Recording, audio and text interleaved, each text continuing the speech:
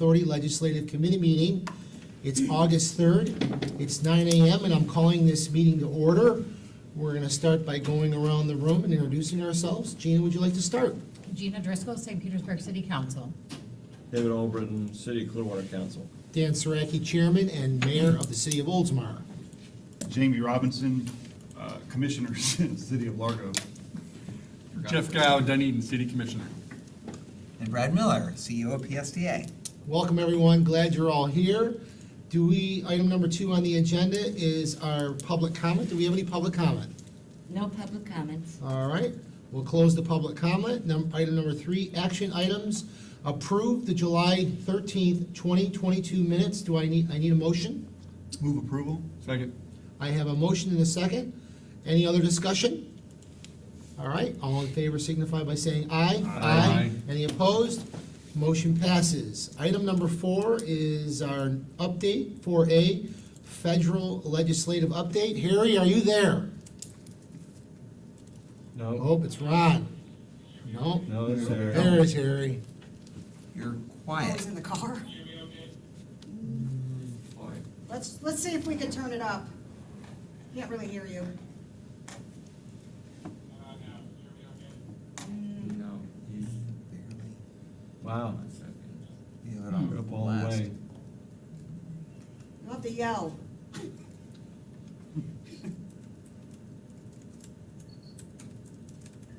Oh, Oh, yeah. Is that better? Yes. yeah. Yes. Hey, Harry. Okay, sorry about that. I'm in the car, queued up to go to a doctor appointment, so I apologize. I guess I don't have a huge federal update for today. Congress is, as you know, the House is adjourned for the month. They may come back next week to take a vote on this budget reconciliation bill, the Inflation Reduction Act, but they have to await Senate action on that. So it's pretty quiet.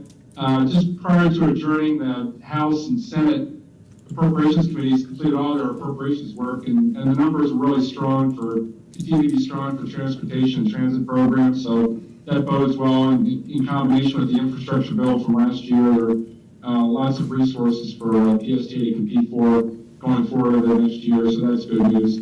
You're probably all reading about the negotiations that are going on in the Senate about what was called the Build Back Better Act, which is now called the Inflation Reduction Act. This is Senator Manchin and Senator Schumer negotiated out the bill. There was a little bit of disappointment in the transit community that there wasn't more of a focus in there on transit issues and transit funding, because there are significant elements of energy and climate provisions in that bill. But as Brian and I talked about the other day, there is an extra $1 billion provided in this package for what they call clean heavy-duty vehicles. And that includes school buses and transit buses and even garbage trucks. So there will be some funding. It's not clear how much of the $1 billion will be dedicated towards transit vehicles, electric vehicles, but it will be an additional funding source for your low-no bus purchases. And speaking of which, I think Brian and I have both been hearing from the Department of Transportation that they expect the low-no bus awards to be coming out sometime later this month. So hopefully there'll be more money in there so you can continue to capitalize on your electric bus fleet. Yeah. On the federal side, I think Brad has had us working on generating invitations for your opening of the Sunrunner project in October, on October 21st. We extended invitations to the Secretary of Transportation and to the FDA Administrator. Initially that was for September, and we revised that invitation to invite them for October 21st. And we continue to provide them with information. We've also extended invitations to our local congressional delegation with hopes that they can be there. So we've been working on that. And I know, Brad, I'm sure there'll be some conversation. We expect by law, the raise grant notices have to go out, approvals have to go out by August 14th. So that's a Sunday, so we're expecting them to come out in another week or so. So keep your ears peeled for that. Brad, I'm not sure. Anything else that I left out of there, Brian? No, I think that pretty much covers it. So what do you think the schedule is for approving ultimately approving the budget, the appropriations? So the Senate is not going to take any action in the Senate Appropriations Committee. They posted their draft reports online last week. That's kind of their starting position in negotiations with the House. They won't take the bills through committee or to the Senate floor. They'll just go straight to a conference committee with the House. The House and the Senate will have to pass a continuing funding resolution before the fiscal year expires on September 30th. So they'll do that when Congress reconvenes in September. They'll probably do something to push that into mid-November or early December. Once Congress finishes up on September 30th, they're going to take a break for the election season. They won't come back until the week after the elections, middle of November. So it's unlikely they'll get their appropriations work done much before the holidays again this year, the Christmas holiday again this year. So I wouldn't expect to see anything until mid to late December. All right. Thank you so much, Harry, for the update, and drive safe, and we'll see you next month. All right, thank you guys. Thank you. All Thank you, right. Harry. Thank you, Gary. Next item on the agenda is the state legislative update. Ron, are you there? I am. Good morning, Mr. Chairman, members. Probably like Gary, I don't have a big update for you this morning. We are also working on Sunrunner event invites for the enlisted delegation and also our local elected officials. We've been working with Brad and the team and making sure that invites are out, and we're following up with the entire enlisted delegation, trying to get members to attend. So we've been working on that. The one thing I'd like us to focus on this morning, as we don't have much of an update, is start looking ahead a little bit. Is we're already in August. I know, feel like we've just been talking about session just ended, but session ended back in March, and we're already at the beginning of August. We're going to blink and we'll be through the elections. I know right now a lot of us are just focused on getting through August the 23rd, which is the primary, and then we're going to blink again, and we're going to be looking at the November general election, and then we'll be in organizational session, and then committee weeks will start in January.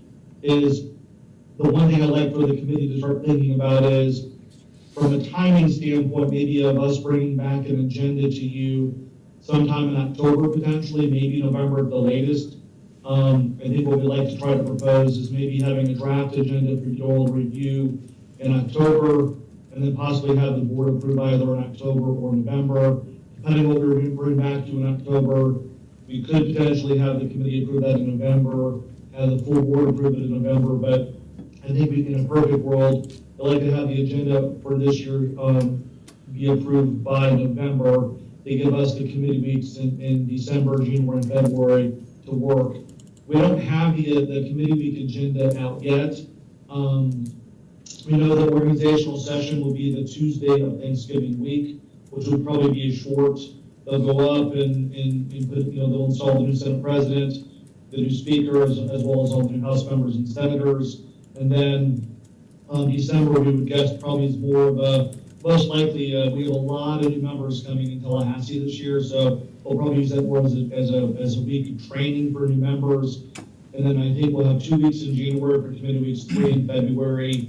We can guess what those are based upon previous calendars, but until the official calendar comes out, which could come out, by the way, as early as sometime later this month or next, for planning purposes. Once we have that, I'd really like to work with Brad in getting our 2 dates on the calendar now for our Tallahassee visits, and that way Brad has it on his calendar, and then committee members and board members, if they want to join for a planning purpose, we'll have that as well. So I'll stop there and see if anybody has any questions. But again, Brad, I think we should probably schedule some time with you and your team where we can come in and sit down one-on-one and have a conversation about looking ahead what an agenda may look like, and then really target October, November to bring that back to the committee and the full board for approval.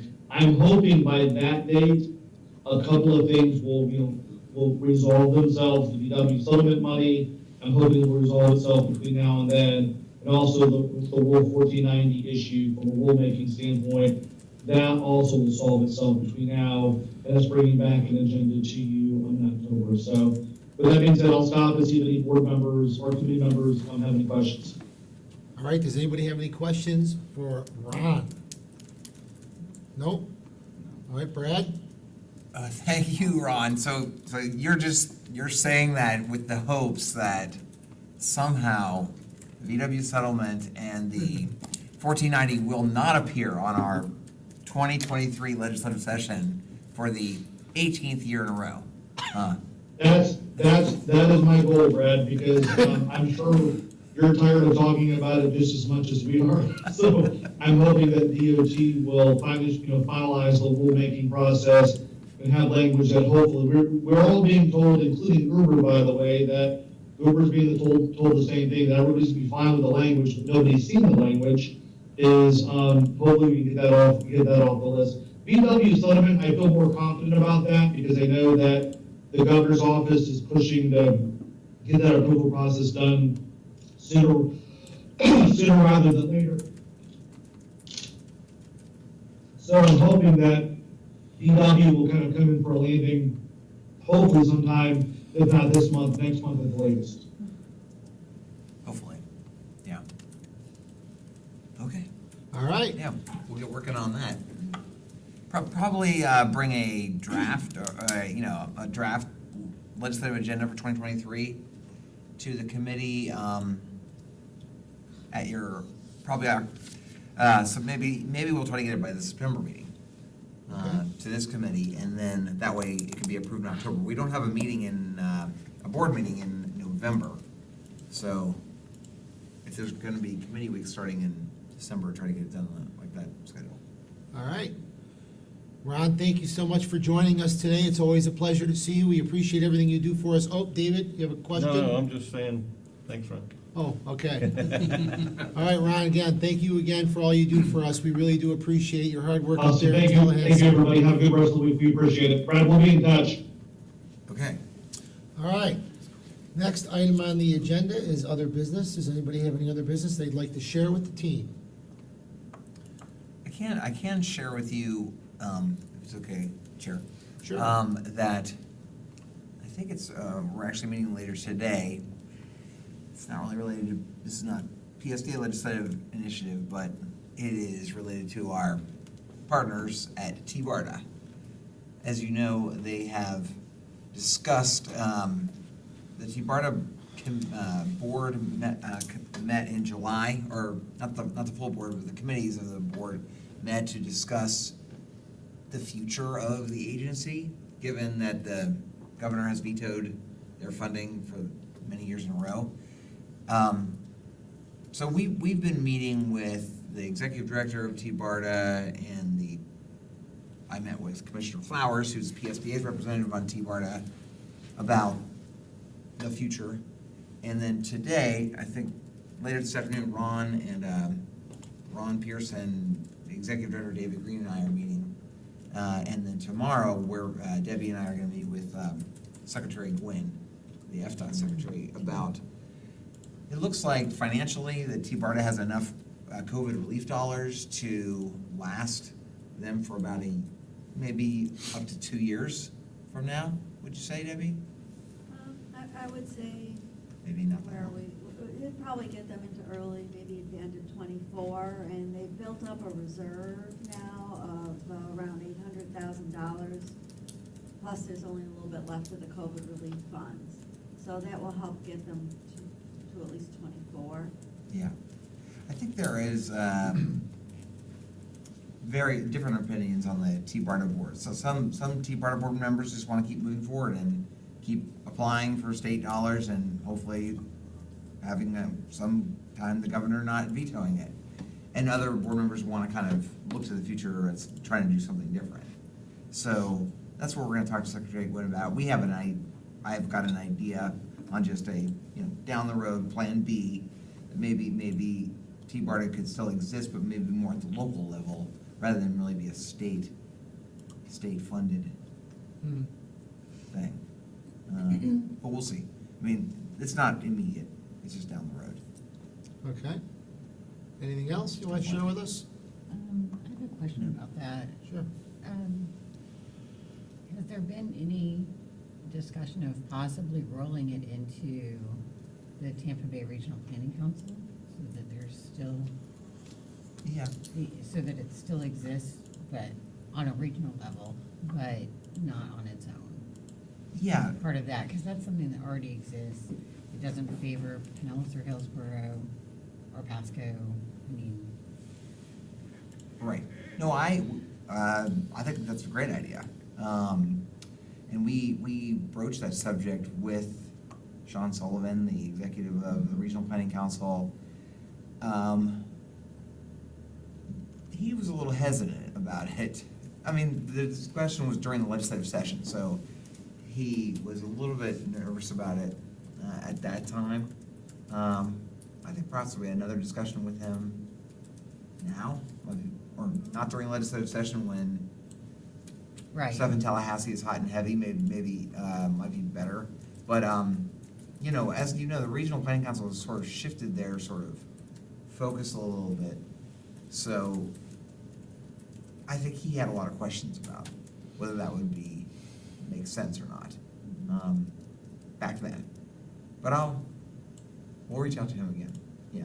It's a way to keep some of their mission going while ensuring its viability long-term. I mean, at some point, you've got to face the reality that Yeah. this is, you know, this is not funded and there's a reason for that. Right. You know? On the other hand, don't we need to have a regional entity as part of criteria for some federal funding? Well, no, not necessarily. It's a plus for the region to work together as far as securing and pulling down federal funds. Right, and I think everyone can agree that when it comes to solving our transportation issues, the regional approach is in everyone's best interest. Yeah, hopefully the majority will agree with that. That's the key, is that even if T-BARTA cannot be funded by the state, that we somehow create, either through the Regional Planning Council or other way, some way for the sort of regional transportation planning and policy issues to be discussed and advocated for locally. So I think that's the discussion we're gonna have with Secretary Gwynn. Great. See what they can support, yeah. Right, thank you. And the Tampa Bay Regional Planning Council, they really move more towards the environment, Yeah. really into the environment now. I would argue that addressing our transportation issues is Yeah. an environmental issue. Yeah, that's true too. I echo that, absolutely. Yeah. It seems to me it's a perfect fit for them. So, That's what I said to Sean. yeah. He didn't agree. Is anybody on that committee, are you on it? No, I was, but The planning council? Yeah. no. No, okay. And Dunedin does have representation on it. Yep, so do we. All right, anything else? Other business? Keep our fingers crossed. All right, then I guess we're done. Meeting adjourned. Thank you, everyone. Thank you. Good job. Yeah, 9:18, the meeting is over. Wow, that was the fastest one ever. It was a record. Good, Good, you got experience last night. Like, apparently the writing is on the wall Like, for